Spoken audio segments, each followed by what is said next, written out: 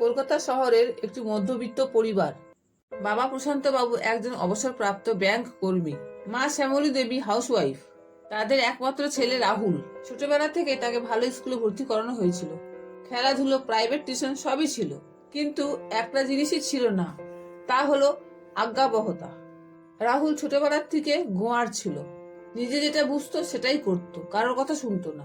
বাবা মা যাই বলুক তার উল্টোটা সে করতো। মা বলতেন, রাত করে বাইরে যাস না, দিনকাল ঠিক না। সে জবাব দিত, সবাই যায়, আমি কি আলাদা জগতের আছি? বাবা বলতেন, বন্ধু বেছে কর, কার সঙ্গে মিশছিস তা দেখে চল, আর নিজের চোখ কান খোলা রাখিস। সে হাসতো আর বলতো, আপনারা কতটা জানেন আমাদের জেনারেশনকে? ব্যাকডেটেড আছেন, আপডেট করুন নিজেদের মাইন্ডকে। ধীরে ধীরে রাহুলের জীবন নিয়ন্ত্রণের বাইরে যেতে থাকে। বাবা মায়ের অবাধ্যের সন্তান হয়ে যায়। সে উচ্ছৃঙ্খল হয়ে ওঠে। খারাপ সঙ্গ আর মিথ্যে বলা তার হ্যাবিটে দাঁড়িয়ে গেছিল। ক্লাস ফাঁকি দিয়ে সে সিনেমা চলে যেত বা ঘুরতে চলে যেত বন্ধুদের সাথে। বাবা মায়ের একটাও কথা শুনতো না সে। বাবা মা মাথা নিচু করে সব সহ্য করতেন, চেষ্টা করতেন সবসময় তাকে আপ্রাণ বোঝাতে। কিন্তু রাহুল কিছুতেই বুঝতে চাইতো না, সে নিজের ইচ্ছা মতো চলতো। একদিন খবর এলো রাহুল কলেজ থেকে সাসপেন্ড হয়েছে। বন্ধুদের সাথে মারাত্মক ঝামেলায় জড়িয়ে মারামারি করে পুলিশ পর্যন্ত গিয়েছিল। বাবা সেদিন রাস্তায় বসে কেঁদে ফেলেছিলেন। মা চুপচাপ ঠাকুর ঘরে গিয়ে প্রদীপ জ্বালিয়ে বলেছিলেন, হে ঠাকুর, আমার ছেলেকে এমন একটি শিক্ষা দাও, যতই দুঃখ দাও, যেন সে নিজে নিজেকে চিনতে পারে। তারপর পরবর্তী কয়েকটা মাস রাহুলের জীবনটা আরো খারাপ হলো। চাকরির ইন্টারভিউতে সে ফেল। আস্তে আস্তে সব বন্ধুরা দূরে সরে গেল। বাবা মাও এবার কঠিন সিদ্ধান্ত নিলেন, আর ছেলেকে কিছু বলবেন না, ওর যা ভালো লাগে করুক।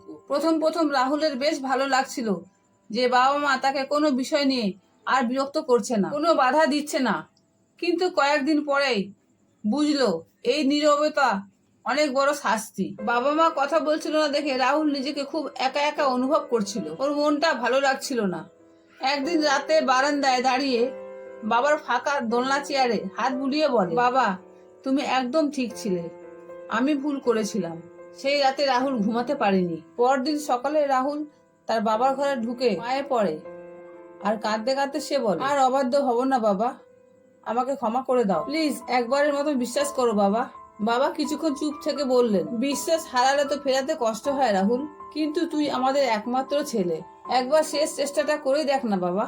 তার মাও মাথায় হাত দিয়ে বলল, তুই পারবি রে, নিশ্চয় পারবি, আমরা আছি তো তোর সাথে। এরপরে রাহুল নিজের জীবনটাকে নতুন ভাবে শুরু করে। রোজ সকালে উঠে বাবা মায়ের পায়ে হাত দিয়ে প্রণাম করে। চাকরির পরীক্ষার জন্য মনোযোগ দিয়ে পড়তে বসে। মা যখন জল খাবার দেয় তখন মুচকি হেসে সে বলে, মা, তোমার হাতের এই রুটিটাই আমার শক্তি। বেশ কিছুদিন পরীক্ষা দেওয়ার পর প্রায় 1.5 বছরের মাথায় একটা সরকারি চাকরির সুযোগ পায়। সেদিন প্রশান্ত বাবু নিজের উঠানে দাঁড়িয়ে চুপচাপ বলেছিলেন, জীবন তো সবাই কাটায়, কিন্তু নিজের ভুলকে মেনে নিয়ে বদলে যাওয়া, সেটাই আসল শিক্ষা। রাহুল সন্ধে অফিস থেকে বাড়ি ফিরে বাবার পায়ের কাছে বসে, পায়ে হাত দেয় আর বলে, আমি আর যা হয়েছি তার জন্য বাবা মা তোমাদের ধন্যবাদ। তোমাদের নীরবতাই আমার চোখ খুলে দিয়েছে। বাবা মায়ের মন খুশিতে ভরে যায় তাদের সন্তান সঠিক রাস্তায় ফিরে আসে দেখে।